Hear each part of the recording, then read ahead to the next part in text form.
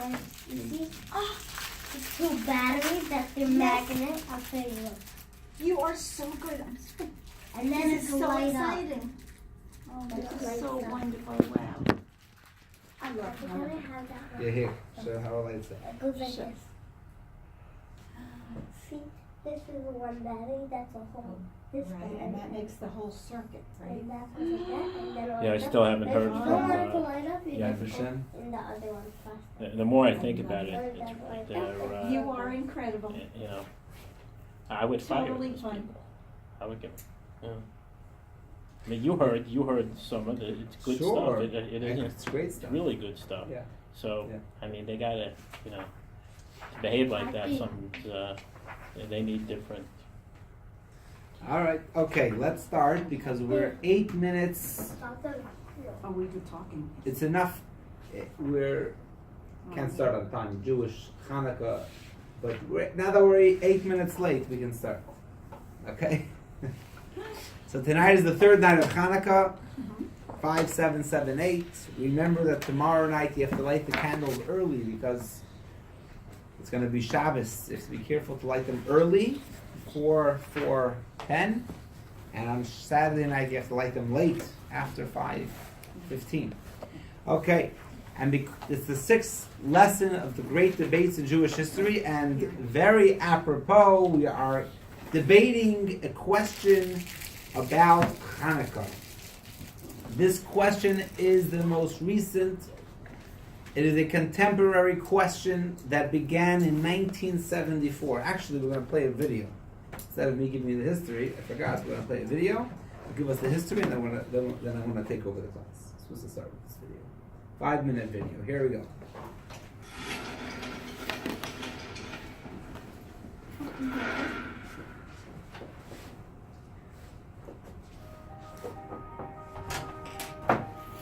Proclaim liberty throughout all the land, cries a biblical verse cast into the copper and tin side of America's Liberty Bell.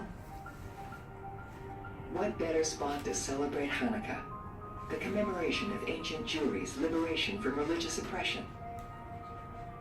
The symbolism was not lost on Rabbi Shem Tov, Chabad's senior emissary to Philadelphia, who made Liberty Bell the scene of the nation's first public menorah lighting. That was Hanukkah of 1974, and Rabbi Shem Tov heeded the revolutionary call issued a year earlier by the Lubavitcher Rebbe, who had urged his followers to take Hanukkah rituals to families, streets, and cities across the nation, in a bold campaign to awaken a largely assimilated American Jewry to their rich heritage. But it was Rabbi Drizin, Chabad's emissary to San Francisco, who in 1975 introduced America's first giant menorah in a public venue. That year, the 9-foot statue of an ancient Greek deity of victory that towers over San Francisco's Union Square was rivaled by a 25-foot, 8-branch symbol of Jewish victory over the ancient Greeks. Over 1,000 Jews showed up, and the idea of celebrating Hanukkah en masse via giant public menorahs caught on at the speed of light, spreading to malls, parks, squares, and hundreds of locations worldwide, and inspiring endless creativity. While the menorah events were popular with the Jewish rank and file, the initiative ignited a furious debate among some of the Jewish leadership, threatening to douse the public Hanukkah flame altogether. The Jewish American community soon found itself deeply divided. In particular, Chabad was accused of undermining the principle of the separation of church and state by placing a religious symbol in a public venue. The clause in the First Amendment that dealt with no establishment, Congress shall make no law respecting an establishment of religion, and they said that means no state religion or state involvement in religion.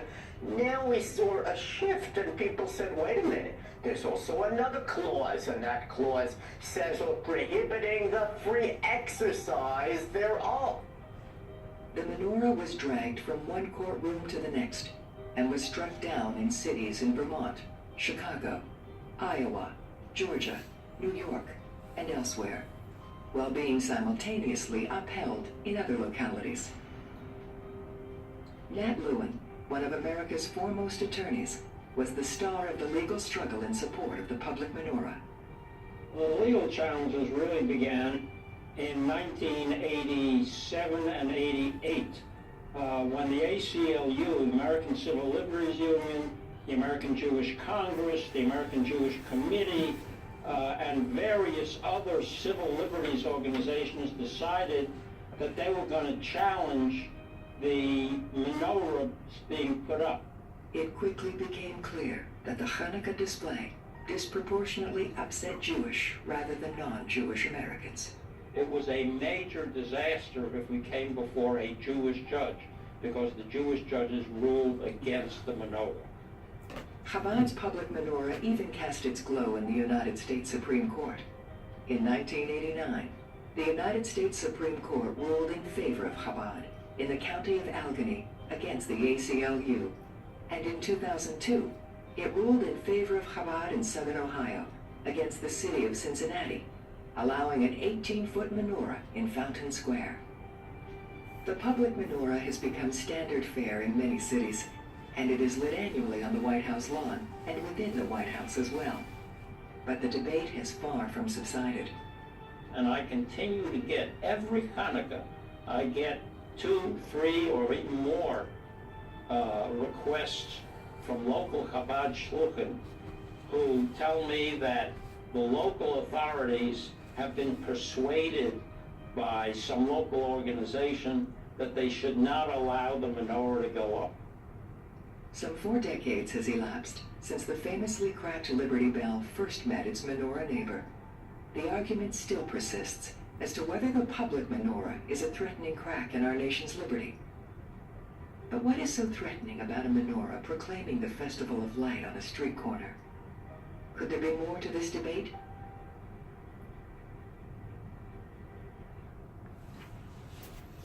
Okay. Okay.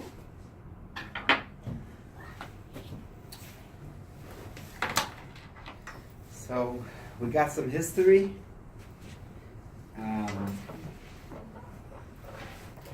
So First do you menorah- think they should be allowed to have giant menorahs? Are you allowed to express your opinion? Do I think? Well, the Yeah. question is, what I was going to do is, I was going to say, I'll let you debate over whether we should have menorahs, and I have a few menorahs to put up, so while you're debating, I'll go put up some more menorahs. Chabad puts up menorahs, that's what we do. Oh, So, all these giant menorahs are put up by Chabad. I did not So know that. I'm giving a disclaimer at the beginning of the class. Okay. Which side of the fence Mhm. we are on, at least practically. Do you always agree with Chabad? Now the question is, what is, when we're debating the ideas, we can still debate the ideas and discuss them. Because we may agree with one side, may agree with another side. They may have both have, in fact, they do both have valid points. The question of what is the end decision, bottom line is the policy of Chabad is dictated by the Rabbi, and he encouraged displaying public menorahs. But that doesn't preclude us from debating. I'll give you an example. The Code of Jewish Law tells us what the law is. The Talmud debates the law. After we know what the Jewish law decision is, we can still go back to the Talmud and debate. And there's one side and there's the other side, and we can hear the merits of the arguments. Additionally, I'm opening it to the class because you're certainly allowed to argue one way or the other. What my personal opinion is not going to be as relevant as I want to hear what your opinions are, and as going through the issues and seeing what we should do. So the disclaimer is again that yes, this is the first year that I put up a menorah, a big menorah, 12-foot menorah on Brush Hollow Road. I thought you'd done that in the past. Oh, so what we've done in the past was by Whole Foods of Jericho in the back of the parking lot. We've had, for one night, we've had a big menorah. You're right. No, Every but year I we do thought that. by the hotel. East Norwich. No, the Yeah. Okay. So right, the Yeah. Vienna Hotel. We had a Yeah. menorah. You're right. Yeah. That's true. It's true. I didn't put that up, but yeah, you're right. They put it up for us. But again, don't let the fact that Chabad has a certain policy to persuade you one way or the other. In fact, I want to hear the arguments of both sides. So you ask me what I think, I want to hear what you think, and actually I want to go through the issues with you to see if we can really understand what's happening. But I'll take briefly. What do you think? What are your thoughts? I think they probably should. I mean, they should or should not? Yeah, because Christians, for Christmas, they put up tons of trees and lights, and so I think relative to them, I think that it should be fine. I think it would look bad that you can put up that and they can put up as much as they want. So I think in relation to that, it's more than fair. Okay, good. What do you say, Karen? I think that it should be there. It should be. Must be there, as well as put up a nativity creche, and if you want, put a canera, the Kwanzaa, Right. Hanukkah. Okay, so But put it up because we need more of this in our lives to Okay. bring in. good. Is it religious? There's a fine line, I think. A menorah being sure, you say blessings, but you say blessing on eating something. Does it make Right. the donut a religious symbol? No. Right. But it's the act of how we approach it. So I have let's strong feelings. here we a couple of points. First of all, obviously we are not talking about people's personal property. People have a right to display whatever they want. But actually, that is one question. One question is, there's no question that everybody has a right to display, but there is a question of, are we supposed to publicize our Jewishness? So our Christian neighbors have a custom that they decorate their houses, but does that mean that we have to have our custom? By the way, I had the menorah on top of my car. Probably you may have seen it. And one year I had it on after Hanukkah as well. And somebody came to me, a religious Jew, and he said, if Hanukkah's over, why do you still have the menorah on your car? I don't know, I just didn't take it down yet. So he says, he made it sound like that's a Christian thing. They keep it up the whole month. If you want a menorah on your car, I'll let you have it for 8 days. So in other words, Right. the first question is, do we want to publicize our religion? It's a question there's different opinions about, whether we want to publicize our religion. Question number 2 is a legal issue from the United States of America. Are we permitted to put a religious symbol on state or government property? Okay, which is a second question. And those are the 2 central questions that we're going to be discussing in this class. The first one is, do we want publicized? And what's the second one? Are we legally, are we allowed to put it on state or government property? Are you allowed to put a religious symbol on state or government property? Well, the municipal government is what's putting it up. Right. Well. So here's the question. America works. If you notice in the video, there was some states that allowed the menorah, and there was some, if you leave it up to the local government to decide, there will be some states, some municipalities that will want it, and some won't. The question is, just in New Jersey this week, they insisted that the menorah, the Hanukkah, be taken down. okay. So Place there in you New have. Jersey. There you But the have. nativity, crash, whatever, was allowed to stay. That's wrong. Okay, that's another point, that you can't have a double standard. It cannot be a double standard. Okay.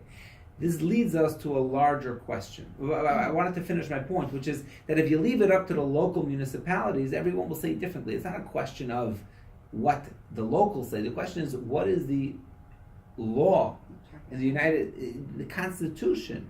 Does it allow me, the supervisor of Oyster Bay cannot tell me if I'm allowed to put a menorah on public property or not. In other words, it's a law. Are you allowed to? You're not allowed. It's not up to the mood or the conviction of the local officials. That's why I went to the Supreme Court, because there were states ruling one way and there were states ruling another way. and we were challenged in court by other Jewish organizations. Until it went to the Supreme Court, and the Supreme Court ruled, I'm not sure if it's not across the board, that's why there had to be a second Supreme Court ruling, but generally they rule in favor of the menorah. In other words, I guess they ruled that if the, I'm not sure exactly the wording, but if the local officials want it up, the state cannot demand from them to take it down. Something like that, you know? And then there had to be a second ruling, so it's obviously complex. But really there's a bigger issue over here. And this is, if we're all in agreement there should be a menorah, why are we debating it? But you'll see that the issue of the menorah really leads us to a bigger issue. And the question is, what is better for the Jewish people? We are Jews and we want what's best for us. What is better for the Jewish people? To have a state that is religious, or to have a state that is secular? And obviously when you have a state that is religious, you're the minority. We are 0.1% in America. We're a minority. The only country that we're a majority is Israel. Every other country we're a minority, some bigger, some smaller. But if you would rather have a religious state, then there's going to be other religions that are much more powerful than us, as Jews. Or would we rather have a secular state where there is no religion? What serves the Jewish cause better? A religious state or a secular state? And I'll take your thoughts, but we're going to basically go through several texts that will support the idea that a religious state is better, several texts that support the idea that a secular state is better, and you can formulate your own opinion. You might like one argument, you might not like another argument. Okay, we're going to do that in a moment. But before we do that,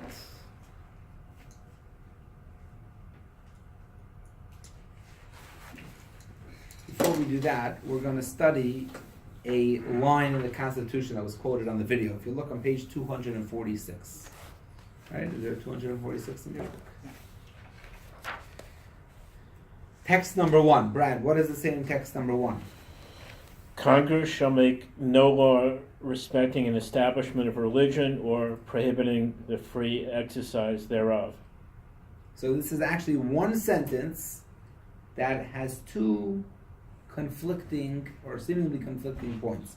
One is that Congress shall not establish, the Establishment Clause. They cannot make a law establishing a religion, right? They cannot decide that everybody must be Baptist.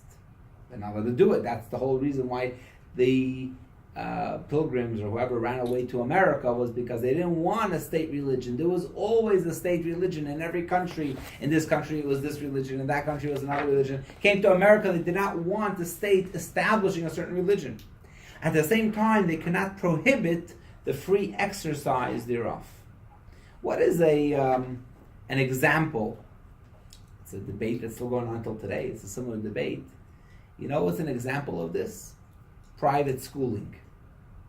I send my kids to yeshiva, 3 boys in yeshiva, and the government does not pay for my private schooling. They pay, if my kids would go to public school, they would pay a certain amount of money, right? But they don't pay for my private school. Now, why don't they pay? Because I want to send my kids to a yeshiva. I don't want to send them to a public school. Well, if I'm paying taxes, right? I pay the same taxes whether I send my kids to public school or I send them to yeshiva.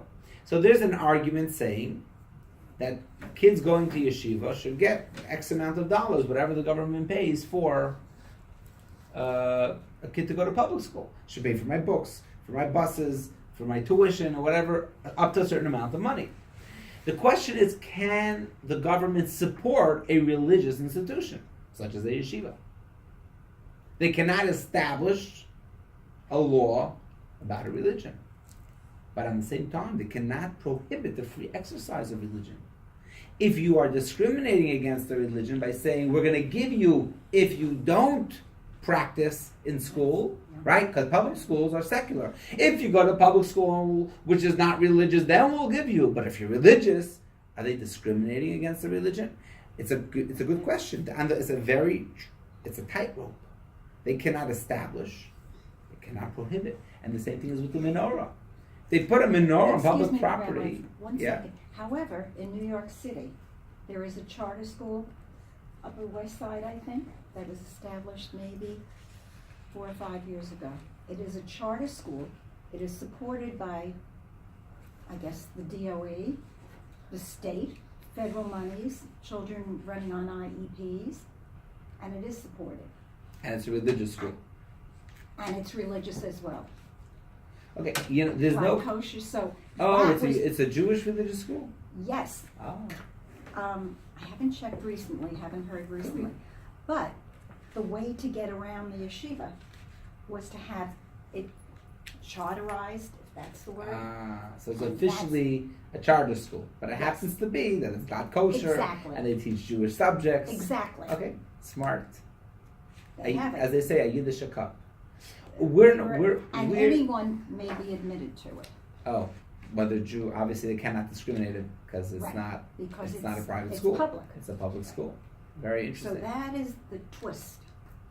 Uh-huh. And if we know how to do the twist, then why don't we? My Right. question to you. Right.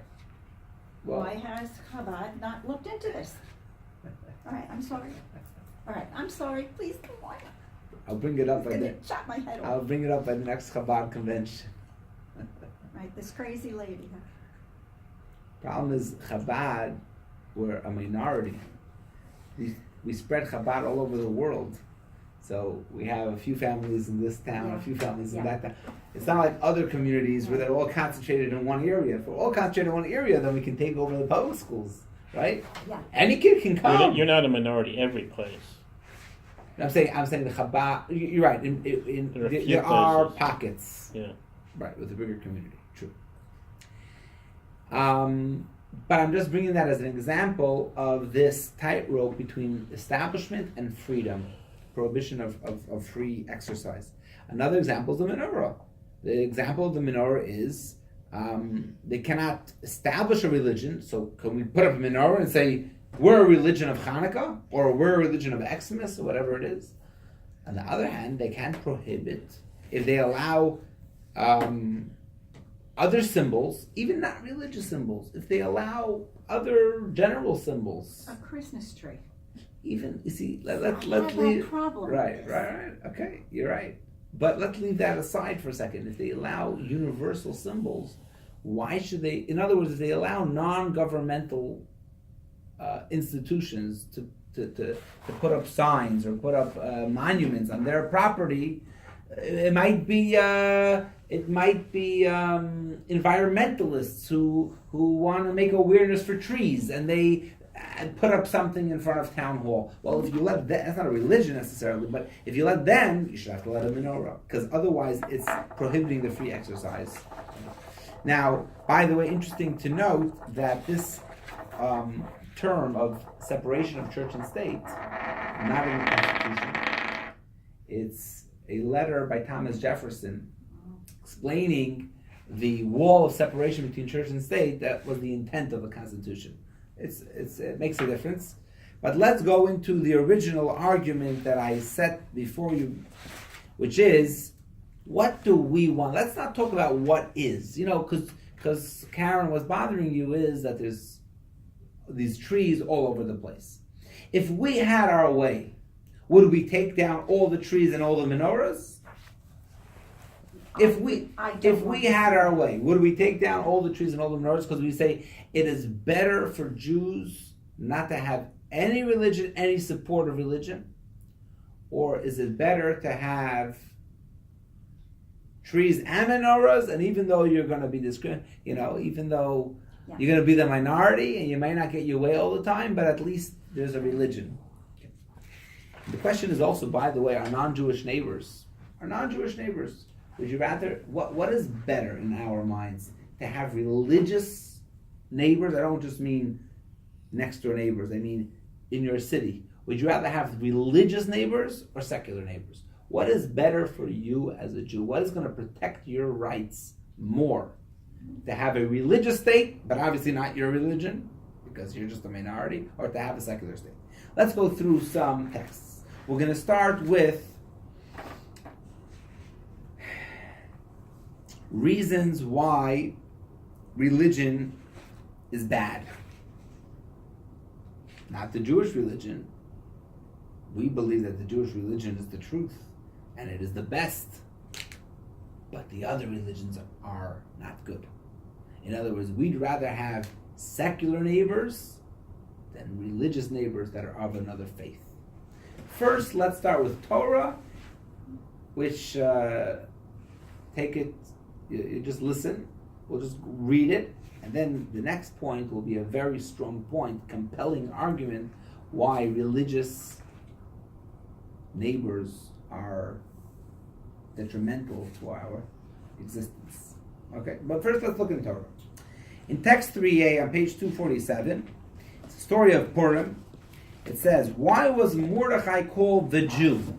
Where does the name Jew come from? Jew, by the way, comes from the tribe of Judah. Right? But Mordechai was actually not from the tribe of Judah, he was from the tribe of Benjamin. So why was he called the Jew? He's not a Judean, right? He's not from Judea. He's a Benjaminite. The answer is because he repudiated. Could you read that word for me? Repudiated idolatry. For anyone who repudiates idolatry is called Yehudi. Jew means to acknowledge. As it is written, these are the Jews whom you have appointed over the affairs of the province of Babylonia. They serve not your gods or worship the golden image that you have erected. So the word Yehudi, Jew, means he acknowledges the existence of God and he repudiates idol worship. Look in text 3b, page 248, one more text. It says, anyone who accepts idolatry is considered to have repudiated the entire Torah. And one who repudiates idolatry is considered to have accepted the entire Torah. So if you accept idolatry, you dismiss, you reject the entire Torah. This text is telling us that what's better, to be secular or to serve idols? Idols, by the way, mean any other religion. Any foreign god. Not my God, right? Some people have bumper stickers. This bumper sticker says, not my God. Is that what it means? No. Is that what it means? Idol worship? I've seen it, right, No. not my God. Oh, you have? Yes, like what are you talking about? I'm not sure. It But- does, but- they're blue, unfortunately blue and white, Uh-huh. and I've seen them over and over again. And I don't know what, but the point is, these texts seem to be implying better to have no God than to have the wrong God. That's what I would say. You can argue with me. You can disagree with me. But that is anyways a passable understanding of these words. Better to have no God than to have the wrong God. But let's look into history. On page 249, there is a long list of years. And what is the list telling us? It is a history, figure 6.1, a history of religiously motivated persecutions experienced by the Jewish people through the ages. How many times were Jews persecuted by another religion? Because we didn't accept their religion. Right? Do I have to give you examples? But here it gives you a whole list of examples. It starts with Haman. The Jews don't follow our laws. They're different than us. They don't keep our culture. Let's get rid of them. And Hanukkah, Antiochus. Antiochus was upset that the Jews have their own laws. They don't follow the culture of the Hellenists. And it starts with Christianity and the Roman emperors. And they go from the 1st century to the 4th century to the 8th century and on. The Muslims. Throughout history, why were we always persecuted? Because we were a minority religion. We did not conform to the religion of the state. By the way, not only Jews were persecuted, all minority religions were persecuted, right? The Muslims took over, and the Jews and the Christians were persecuted.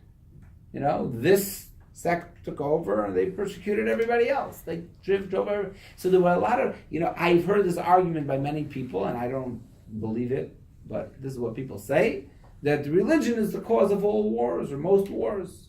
People say that. And you may agree or not agree, but I'll soon tell you why I don't agree. But the point is that it's definitely, it seems that way when you look, wow, everybody, in the name of God, they're fighting. You don't have to look too far. In our days, there are great number of people who are fighting in the name of God. Would you rather, let me ask you a question, would you rather all those countries be religious or secular? What do you think would serve the Jewish cause? Israel is stuck right in the middle of many other nations that are religious. And they are persecuting the Jews because they are religious. When they have a secular government, they're much more tolerant. The secular governments are much more tolerant. So what did you say that history proves that a secular government is more important? Isn't there a danger that if you start mixing religion with state, that the state will become religious and it won't become your religion? Right? If America becomes religious state, it ain't going to be Jewish, right? So isn't there a danger that if we promote religion, right? It's a pretty compelling argument. Yes.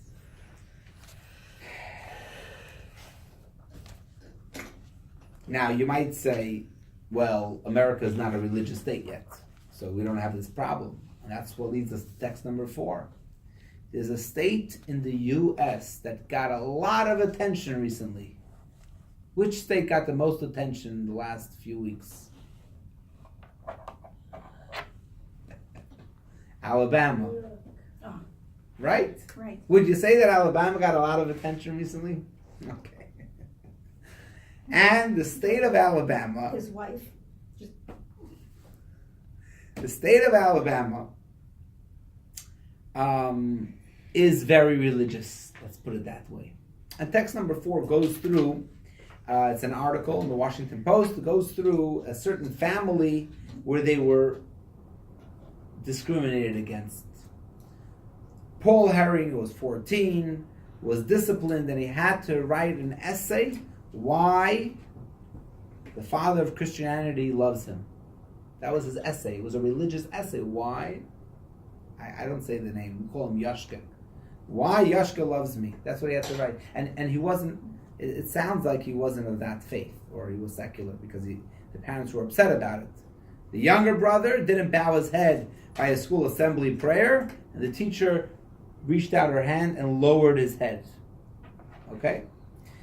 A younger sister heard a minister in school deliver a fire and brimstone sermon, and she had nightmares for weeks that she was going to burn.